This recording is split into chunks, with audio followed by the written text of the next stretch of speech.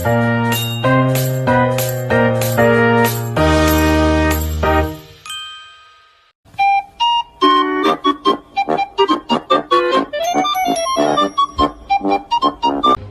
semuanya, perkenalkan nama saya Charlie Merliton, saya dari Fakultas Hukum, Prodi Ilmu Hukum dengan NPM 251000156. Jadi kali ini saya akan membahas tentang demokrasi. Apa sih demokrasi itu? Demokrasi secara etimologi diambil dari bahasa Yunani. Demos yang berarti rakyat, dan kratos yang berarti kekuasaan. Definisi ini disederhanakan. Jika disederhanakan, demokrasi adalah pemerintahan dari rakyat, oleh rakyat, untuk rakyat. Definisi ini paling populer dikemukakan oleh Abraham Lincoln, yaitu Presiden ke-16 Amerika Serikat, yang menyebut demokrasi sebagai pemerintahan dari rakyat, oleh rakyat, untuk rakyat, atau government of the people, by the people, for the people. Inti dari demokrasi adalah bahwa kekuasaan tertinggi berada di tangan rakyat. Rakyat memiliki hak untuk menentukan nasib negara, baik secara langsung maupun melalui wakil-wakil yang mereka pilih.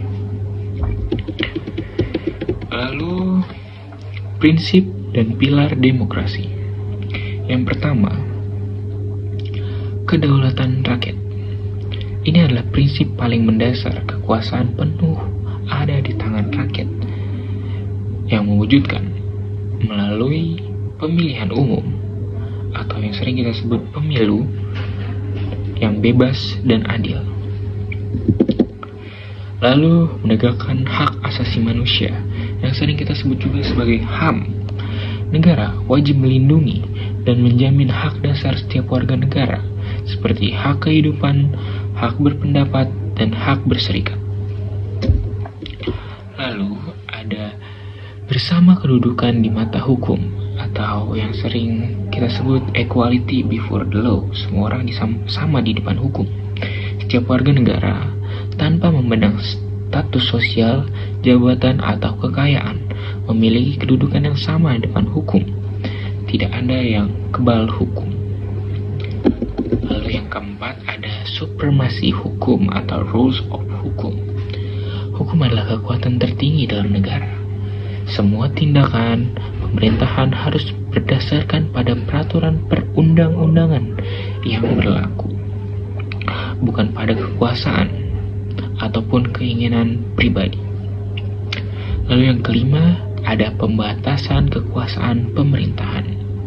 Kekuasaan eksklusif, legislatif, dan yudikatif harus dipisahkan dan saling mengontrol tris politik agar tidak terjadi penyalahgunaan wewenang otoritas.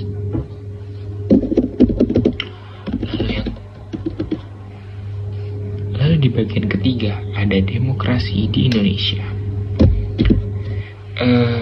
Indonesia memiliki sistem demokrasi Pancasila.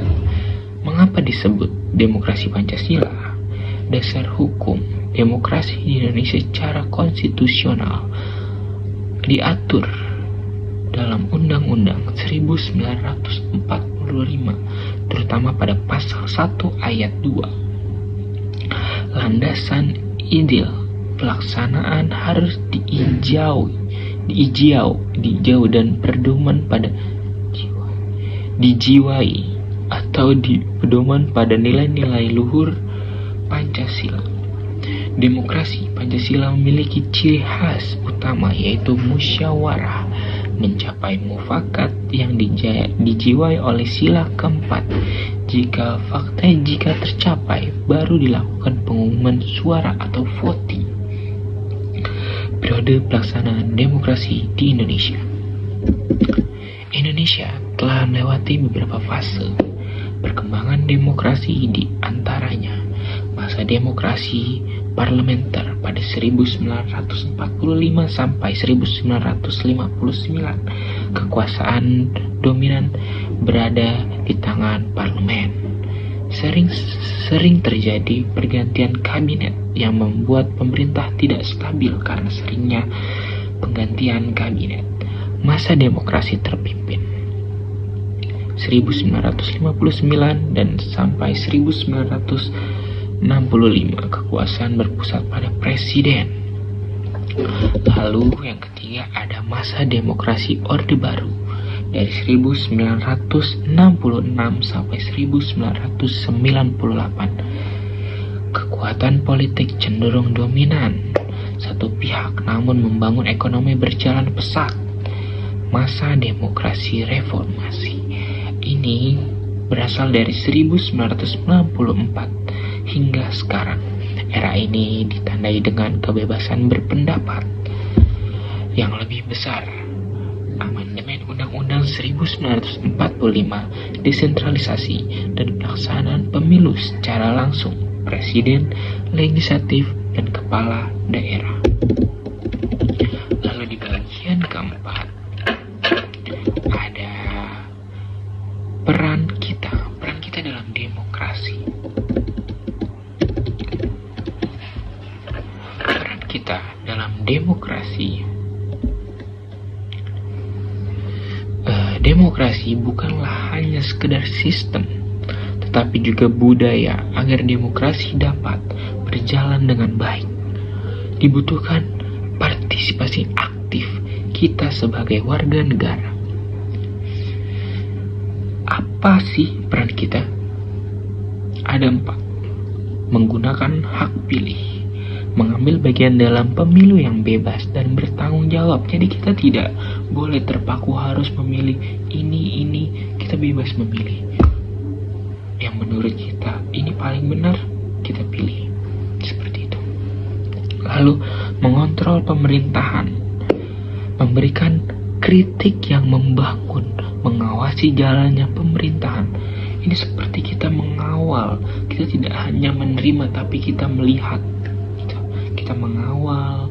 Kalau menurut kita ini melenceng atau bagaimana, kita bisa bersuara. Lalu menjunjung tinggi toleransi, menghargai perbedaan pendapat dan keberagaman. Ini kita boleh bersuara, tapi kita tidak boleh menolak suara orang lain, karena kita itu memiliki pendapat, orang lain juga memiliki pendapat. Jadi pendapat kita tidak bisa sama dengan orang lain, dan kita tidak bisa memaksa orang lain untuk mengikuti pendapat kita. Kalau yang beragama, kita memiliki macam suku dan bangsa. Kita memiliki suku dan bangsa.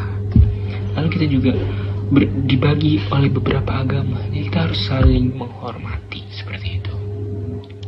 Kita tidak boleh si A harus menjadi Islam, si B harus menjadi Kristen karena melihat kita atau seperti apa. Kita tidak boleh. Lalu yang terakhir ada mematuhi hukum, berlaku sesuai dengan norma peraturan yang berlaku. Kita sebagai warga negara Indonesia, kita harus mentaati hukum, tidak bisa melanggar hukum atau melakukan perbuatan seenaknya yang melanggar hukum. Oke. Lalu kita ke kesimpulan. Demokrasi memberikan kita kebebasan hak untuk bersuara. Yang tadi saya bilang, kita memiliki hak pendapat yang bebas. Tetapi kebebasan itu harus beriringan dengan tanggung jawab untuk menjaga persatuan, kedamaian, dan kemajuan bangsa. Oke, terima kasih penjelasan dari saya. Kurang lebih mohon maaf. Wassalamualaikum warahmatullahi wabarakatuh.